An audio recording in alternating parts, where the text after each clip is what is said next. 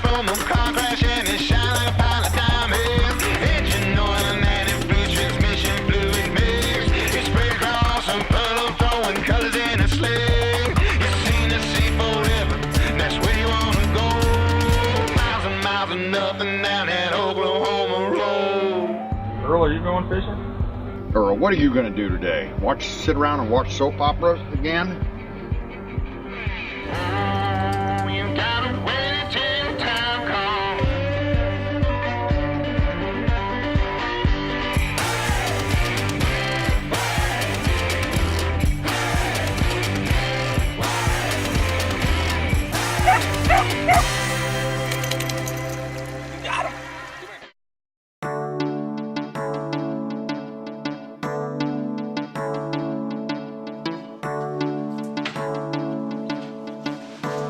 Okay, I've got to run. Dinner's gonna be a little bit late, but I shouldn't be too long.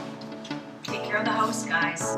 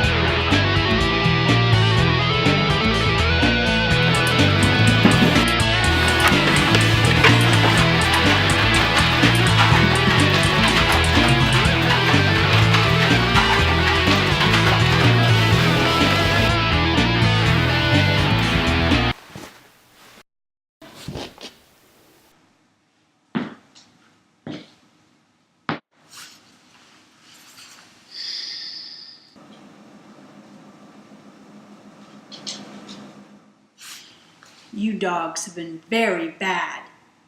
You have 15 minutes to clean up this mess.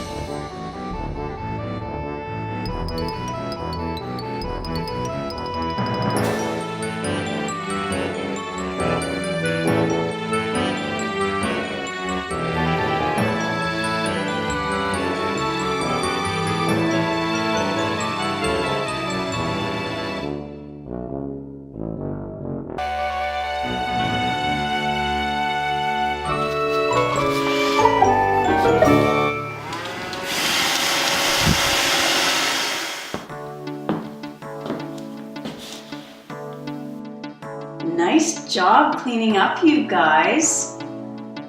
Guess what? I've got a special reward for you.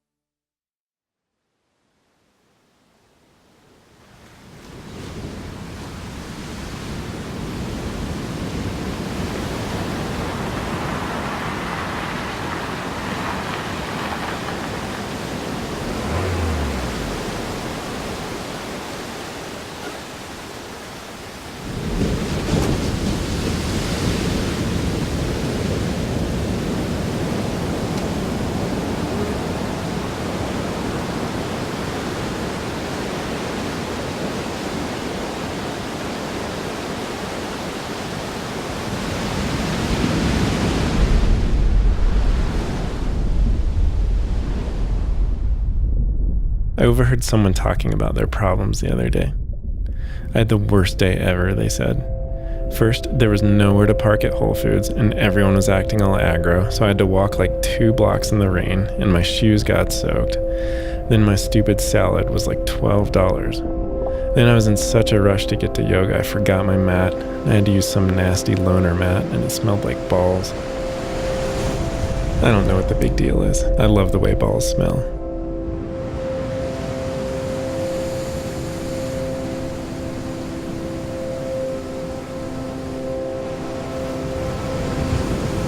I'm pretty sure Ben knows I'm dying. I'm not sure if it's the cancer or something else, but he's been taking me to all the places we used to go to and checking on me a lot. The other day he asked me to let him know when I was ready to go. He said he didn't want me to suffer.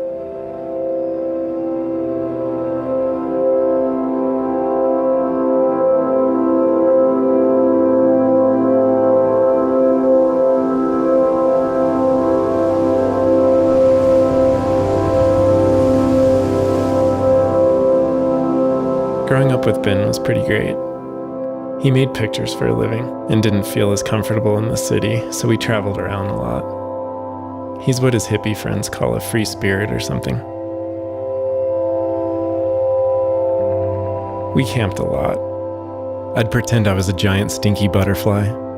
I'd help Ben find girlfriends. We'd go shark fishing. We'd do yoga. I'd give him kisses. We'd hang out with famous people. We even went sailing in the desert once. Which brings me to a time in my life that I've always been a little self-conscious about. Of course, it's not my fault, but I became so handsome that it was impossible to ignore. When Ben started to notice, I had to start working for a living. Humiliating outfits became pretty standard. If you've ever been told to look cute, you know it's not as easy as it sounds. And you can't just fake special kisses in the studio. It won't look authentic. Oh man, those were the good old days for sure.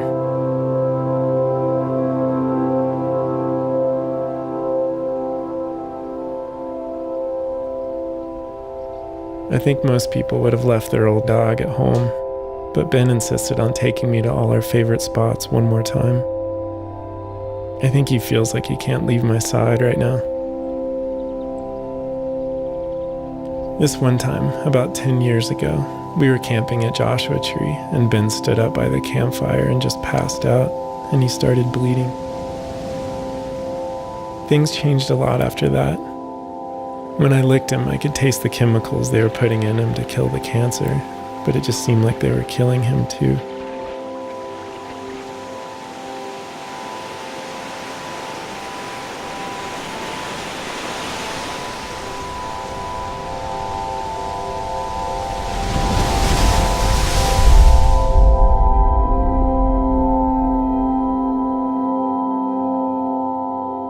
If anyone had tried to take me out of that hospital room, I would have bitten their face. I remember feeling really sad for Ben when he found out he'd have to poop into a plastic bag attached to his stomach for the rest of his life. Mainly because he already had to put all of my poop into plastic bags. The worst, though, was when this letter came from the insurance company. One time I had the best dream ever. I dreamed I had rabies and snuck into the insurance company to share my rabies with as many people as I could before they shot me with a tranquilizer gun.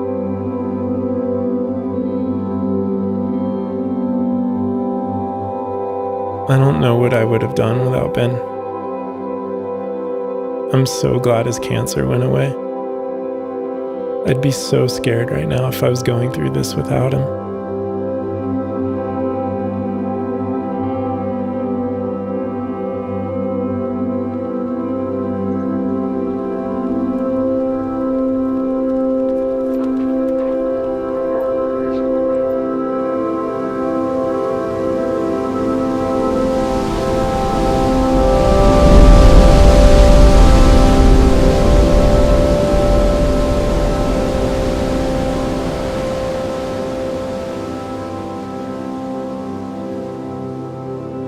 I've been trying to be really strong for him this week, just like he was when things were going really bad.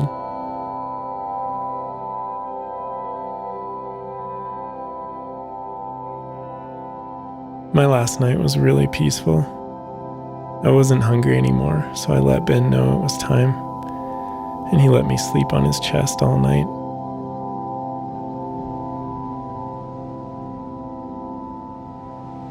Ben said a raven swooped by while he carried me to the vet's car in the morning. I'm sure his hippie friends had lots to say about that. There was this really smart scientist guy who thought that people could learn a lot from dogs. He said that when someone you love walks through the door, even if it happens 5 times a day, you should go totally insane with joy.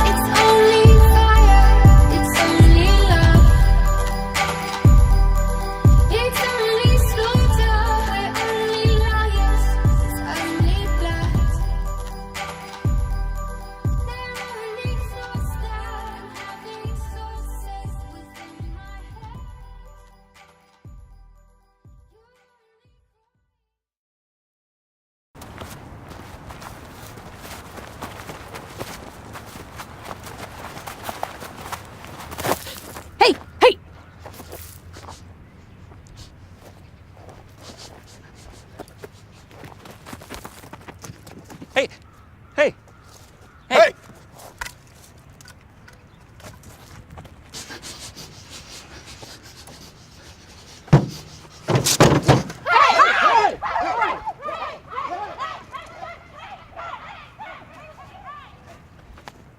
Hey!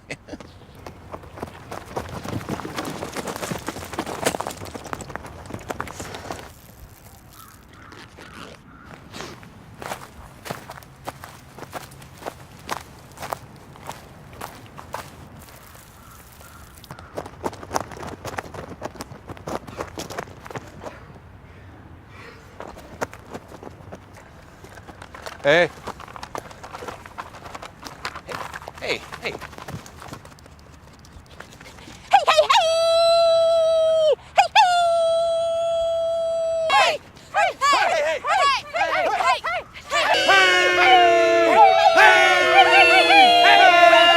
Hey.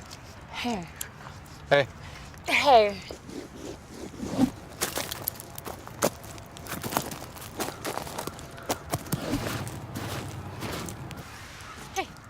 Hey.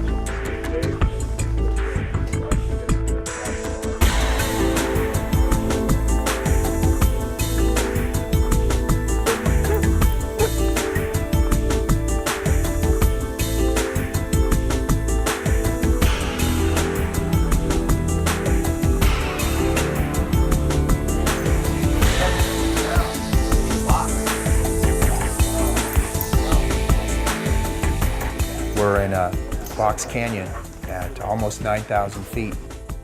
The mountains rise above us another 4,000 feet. We have quite an alpine valley and quite a beautiful scenery here to keep us going and skiing.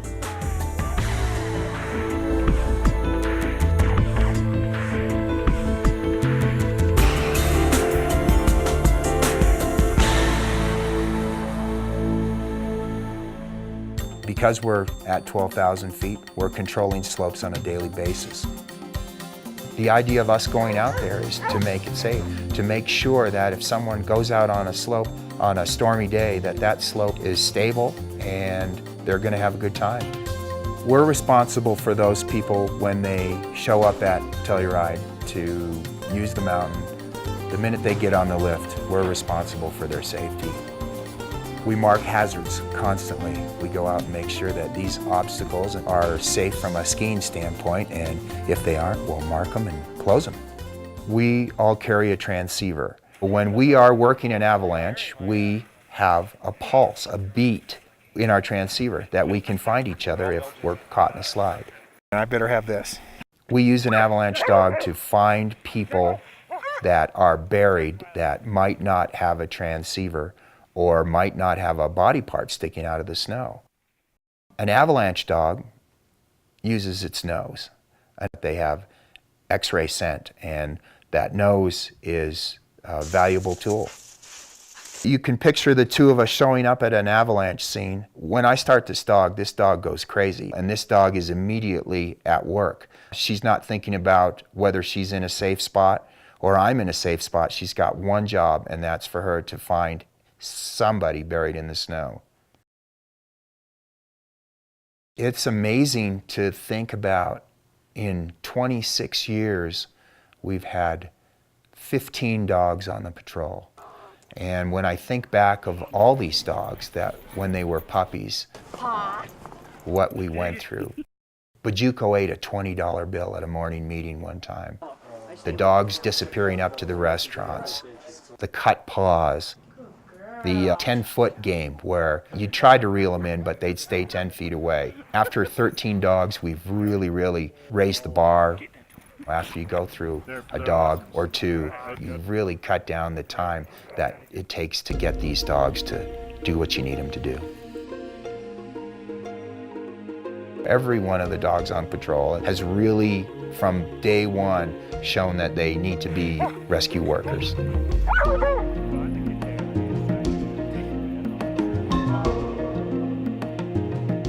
Those dogs all learn from each other. There's an absolute pecking order in the patrol. One dog controls the room during the day.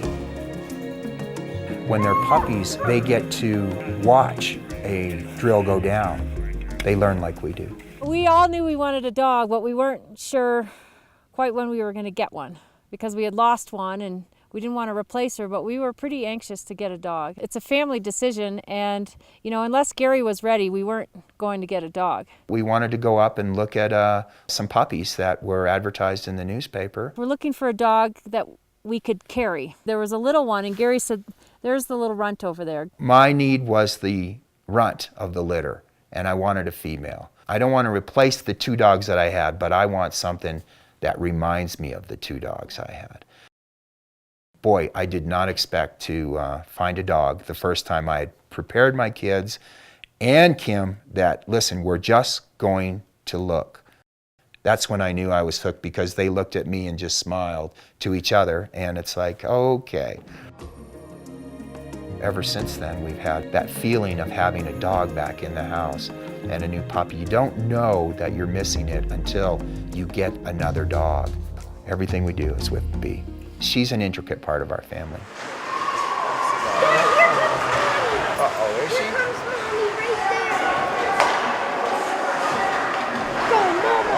Oh, she's on it. She's on it. Here she comes. Who's that? Who's that?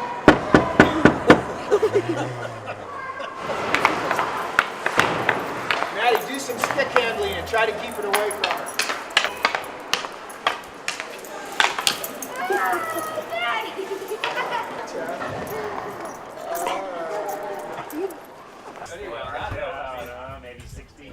We knew that before ski patrol starts that we had to have a dog that had some basic obedience. A dog that would sit, stay, come, down. Those are the things that you need before you can bring a dog up on the mountain. You stay, B.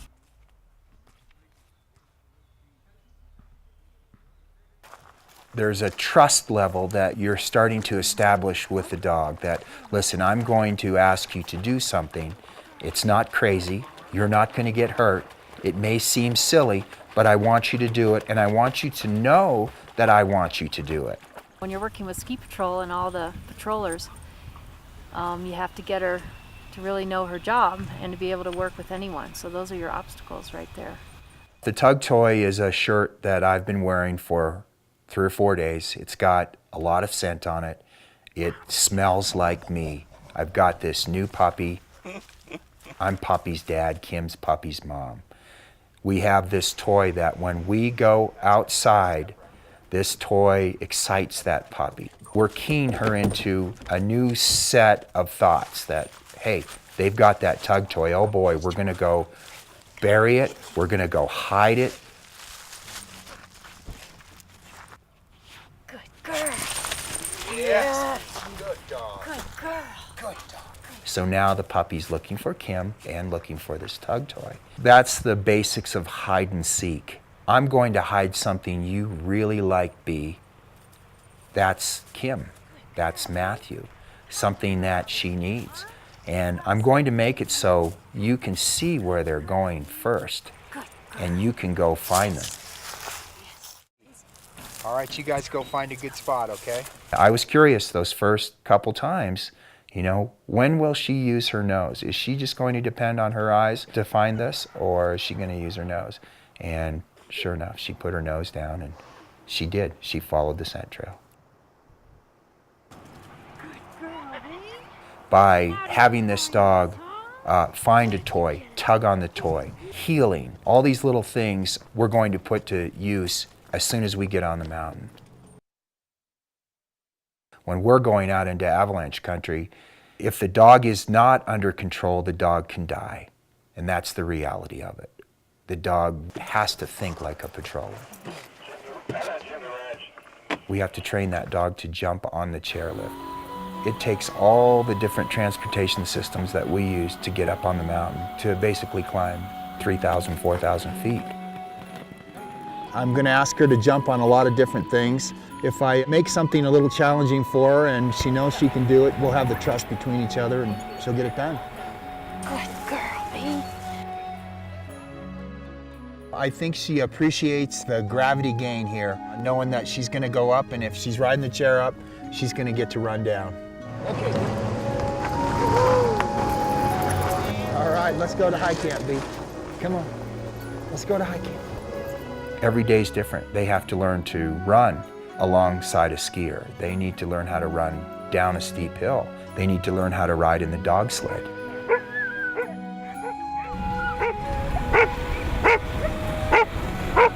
There are just many, many different ways to transport the dog. We have to train them to ride on a snowmobile.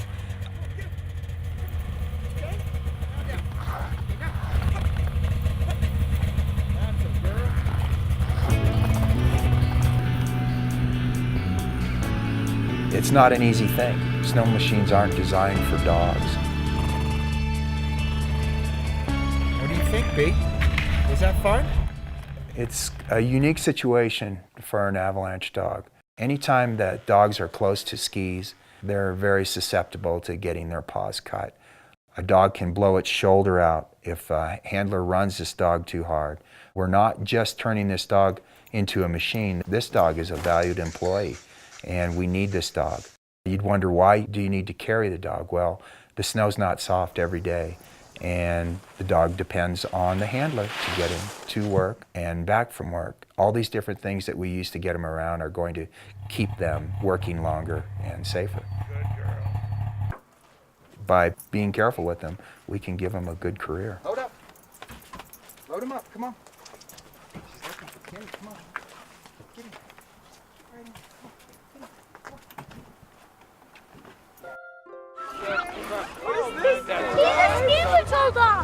The avalanche dogs, they bridge quite a communication gap. We go to high school, we go to middle school, we go to elementary school. This is my rescue dog, the Telluride Ski Patrol dog, Lady B.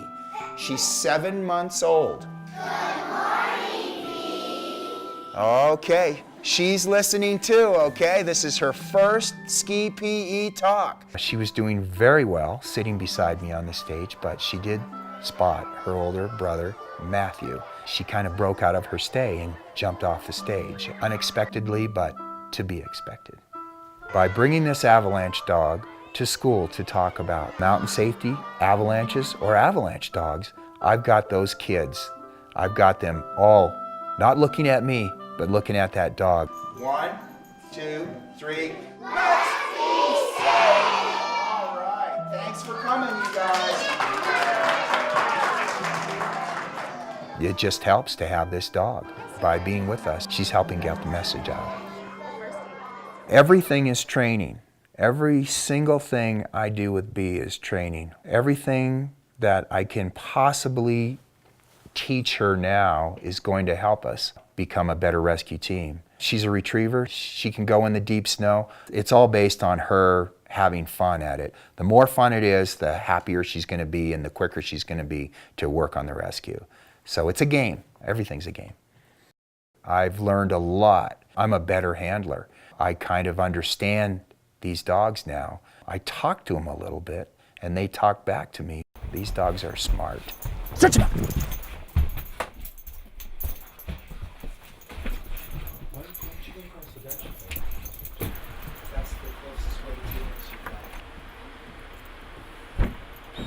So we're just going to do a little training drills right here with her toy, which she really likes. And we're going to start to bury it, and we're going to let her watch us bury it, and then she's just going to go dig it up.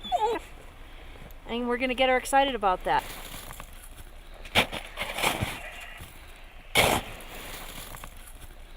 Search him out. Go get your toy. Go get that toy. Good girl, B. Good girl. That was easy, huh? Good girl. Good girl. Yes, you did it. Good girl. You got it. Once they know that game, they'll play it forever. Good girl, B. Okay. Good girl. All right, let's try again. Okay. Building a dog hole is the next important phase of training an avalanche dog. We're simulating an avalanche burial by putting a person inside a hole and having their scent come through the snow like it would if they were buried. The scent's gonna percolate up through the snow, so more than likely that instead of coming where we're putting the person through, the dog's gonna go on top and come down. It was a pretty exciting day. It was the first day that we were going to go do a human in a dog hole for B. She's already been in there after her shirt. She's gone in and got that, but now she's gonna run up to that same hole and there's a person in that hole. What is she thinking when she sees that? Because this is ultimately what we want her to find. I was a little excited about it. She was nervous, I was nervous. It's time for you to go to work, okay? I want you to go find someone for me, okay? When I work up with her, you're a good dog, B, and spit in my hand, rub it in her nose, and send her off. She smells some other things around. She kind of has a feel for what she's looking for. She stops for a second, looks back at me. I'm curious. This is a learning point for me, too. I need to find out what she's doing and what she's thinking. Go search your mom! Come on! Go get it, B! They know all about this scent cone coming from the snow, and the dog alerts to that smell. It goes to exactly where it thinks that scent is coming, and then it'll start digging at the snow. And then it'll look at the handler and say, do you see what I'm doing? I'm digging in the snow right here. The nose could be like smelling anything, but when she starts to dig, that means there's my victim.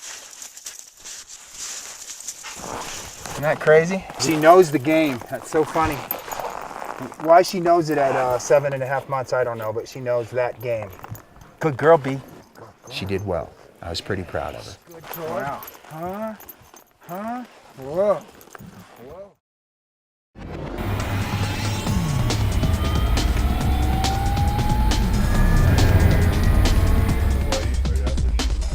The first helicopter drill is very important because the dog, before we even get in the ship, is sensing I'm not in my normal routine. I'm not at my station. I'm somewhere else. Then the helicopter shows up. This was Bee's first time seeing a helicopter come in.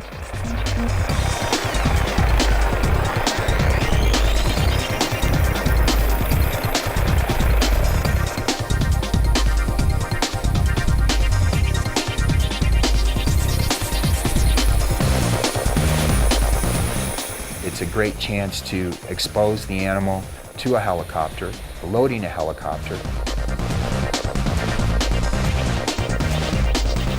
Bee loved that ship. And she thought that helicopter was just the cat's meow, because as soon as she realized that we're all in there together, she looked out the window, and I think she enjoys being above the treetops, and I think that was a great thing for her to do. This is all stuff that you want to get out of the way before the real deal happens, before the real avalanche requires you and your dog to fly to some remote location and find someone buried in the snow. And we combined it with an avalanche trail at the end too, so we were very curious in how a dog would take in all this new information and still be able to work.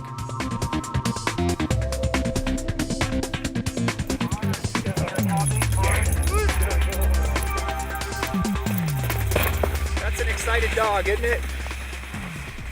The dog, after it's been trained, its job is to help me get to a buried victim faster than I could if I didn't know they had a transceiver on. Search! Search, Gus! Search! The dog is my guide.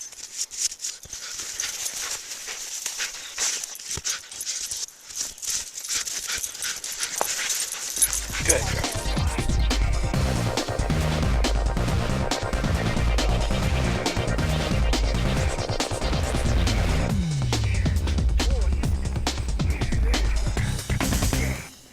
Good boy, Wyatt. Good dog. There's one thing the avalanche dogs think about all day when they're at their stations, and that's the sweep. It's also what every patroller thinks about at the end of the day. A sweep is where you pick a trail and you ski down that trail and you make sure that there isn't anybody left out there. If there is someone, they know you're the last guy. This dog has been waiting all day to do this. Once they realize you're on their part of the sweep, away you go.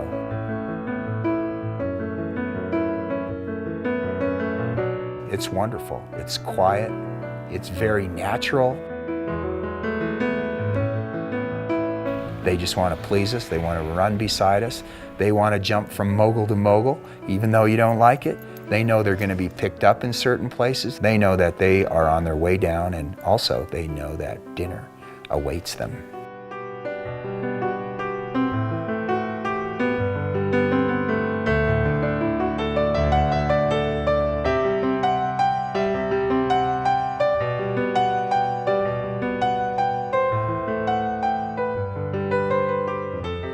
It's pretty special from the time you think you're going to have an avalanche dog until you actually have trained one.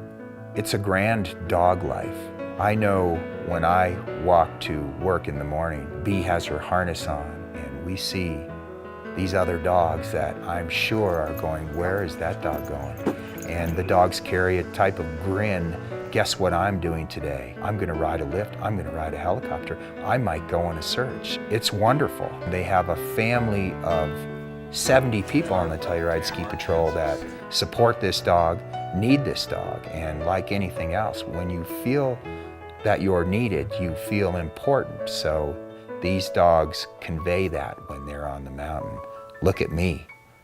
I'm an avalanche dog.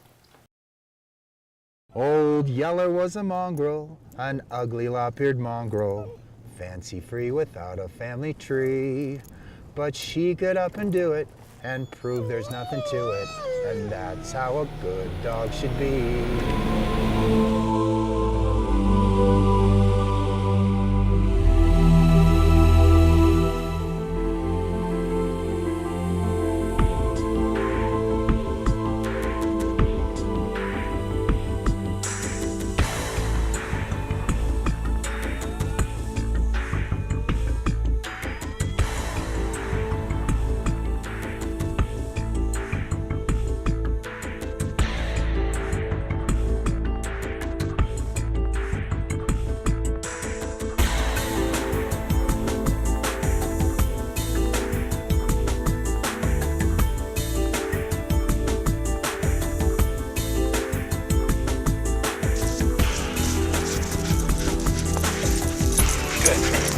That's a good dog.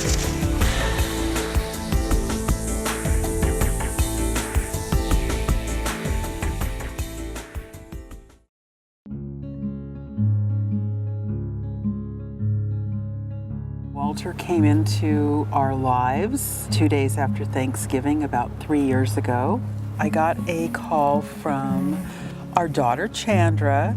She was very concerned and declared an emergency situation because there was a dear, sweet chocolate lab that desperately needed to have an emergency placement. And of course, I have a very hard time saying no to Chandra, and certainly also to doggies. So we welcomed him with open arms.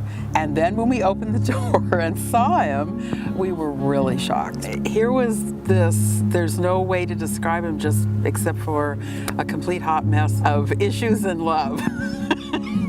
All at once colliding, and he was just like nothing we had ever seen, but you just had to hug him and love him. We decided that we just had to adopt him. We celebrated our Gotcha Day, and I think that was January the 6th. They call it Gotcha Day because they gotcha, and you're hooked.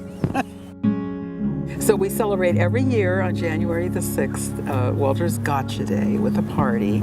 He's just the joy of all of our lives. He's done nothing but just bring us fun and happiness. He's had a tough life in the past, but he hasn't let it get him down, and he's an inspiration to all of us.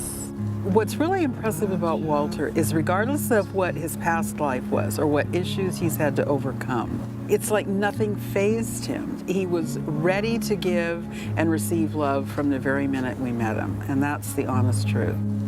You know what's really amazing about Walter?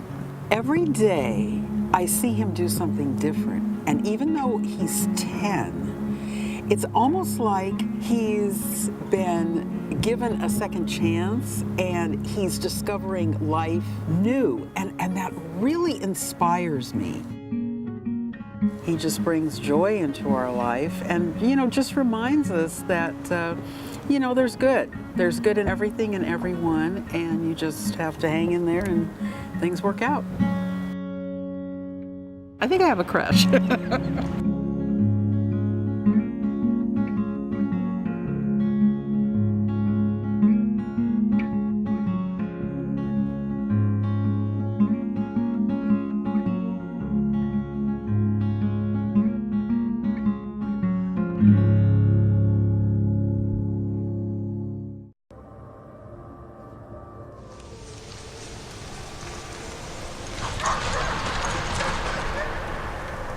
Dog sledding lives at the intersection of skill and chaos. You're in the moment when you deal with things as they happen. Reading about the old days and traveling by dog team, I always enjoyed the idea and the untouched beauty of the landscape. It's a beautiful thing to me.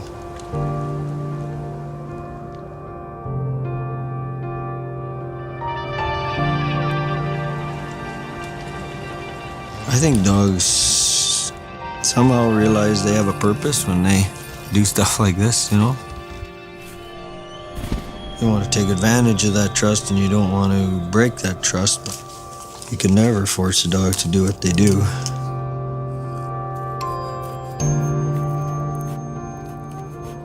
You get up in the morning and you break camp and the dogs see the harnesses come out and they just start getting excited.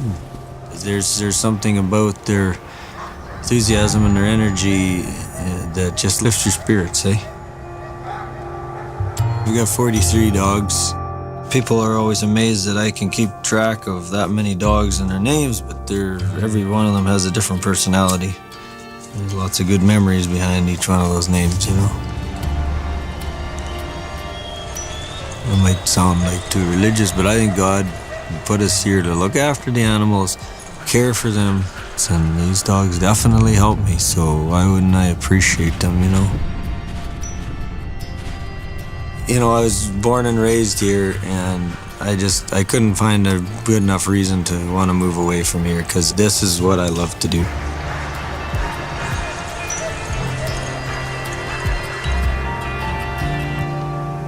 There's a line that I read I can't remember where, but it just was such as the pull of a land so fine.